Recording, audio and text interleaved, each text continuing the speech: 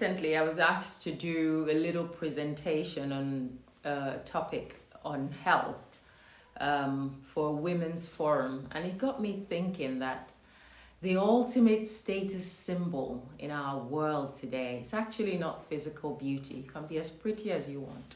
It's not financial wealth. You can be as healthy as you want. It's not how educated you are or how vastly traveled you've been around the world. It's not having a wonderful family, even though all of those things seem amazing and worth yearning for.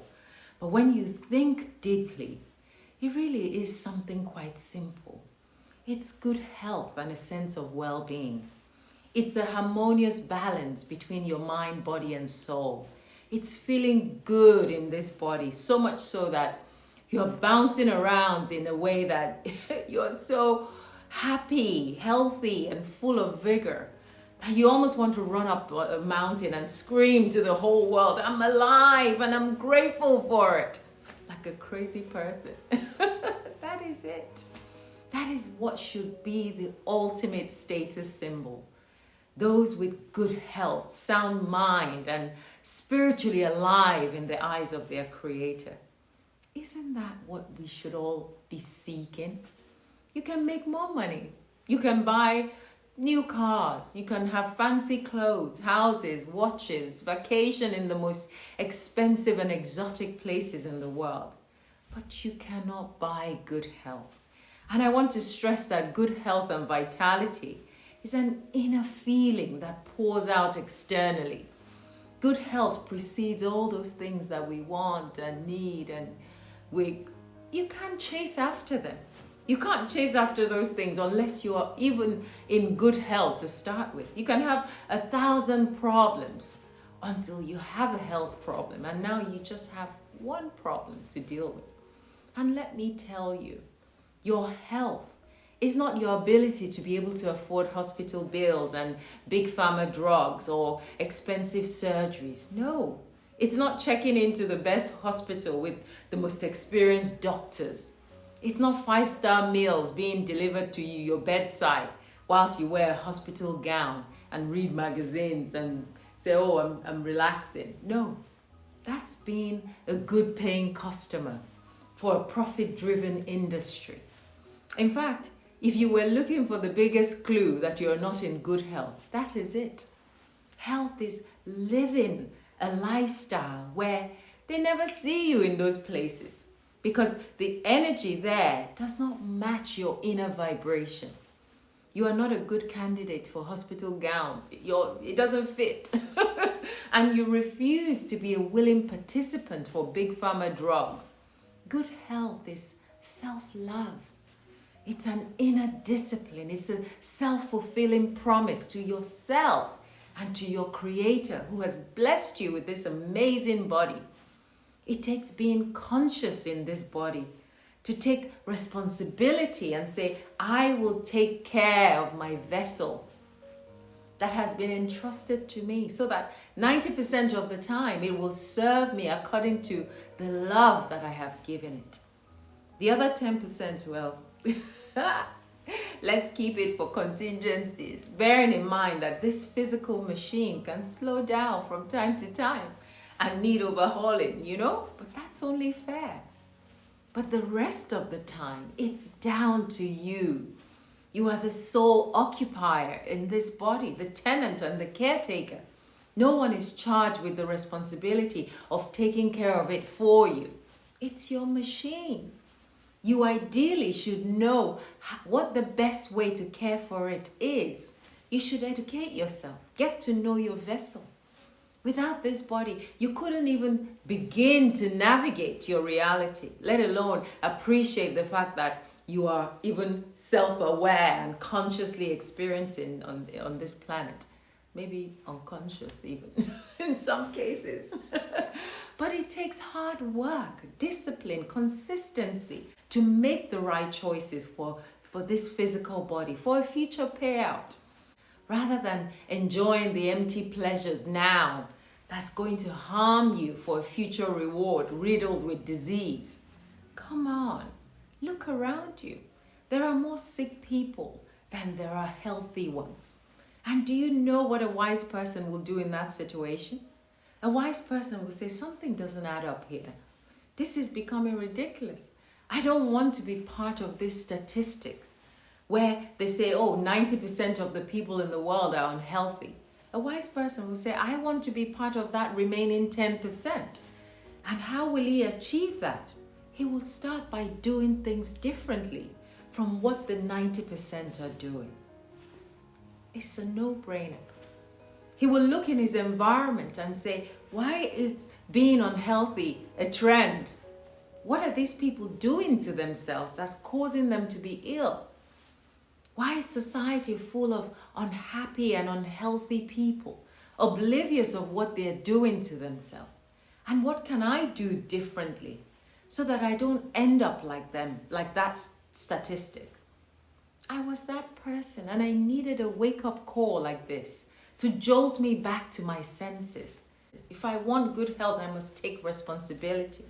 If you're in a queue and as you move up the queue, you notice that those ahead of you are falling into a ditch, never to be seen again.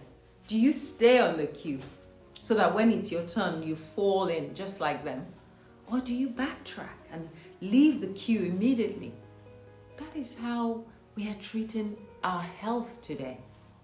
You are in a health queue.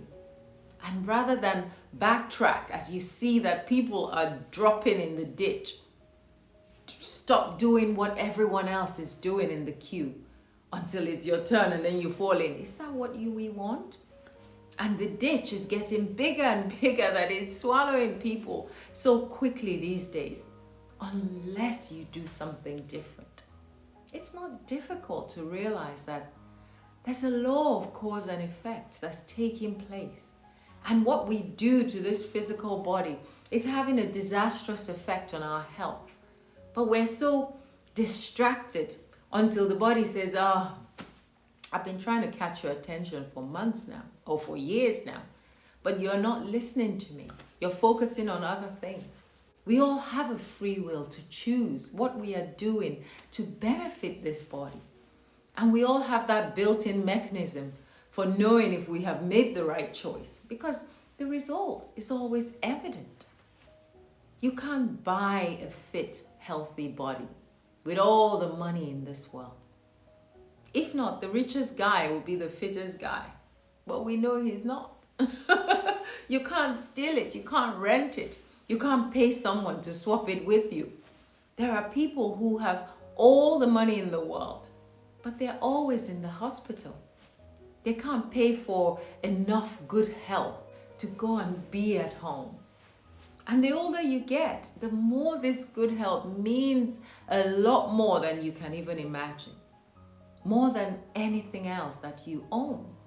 If you wake up in the morning and you're not in good health, nothing you own means a thing. It really doesn't matter if you own the world. How can you even begin to enjoy what you own?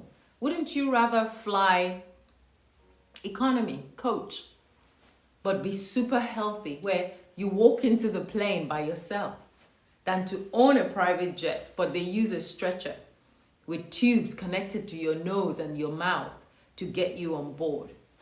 You still have a private jet. And all of your drugs and injections and all those things that keeps you alive, they're in your designer bags, Louis Vuitton. And you're wearing your fancy clothes to get on board, but you can't sit up. You can't sit up straight. Nobody wants that. So please think. Think about what you do daily to this body, because you will have to account for it evidently, especially as we're getting older.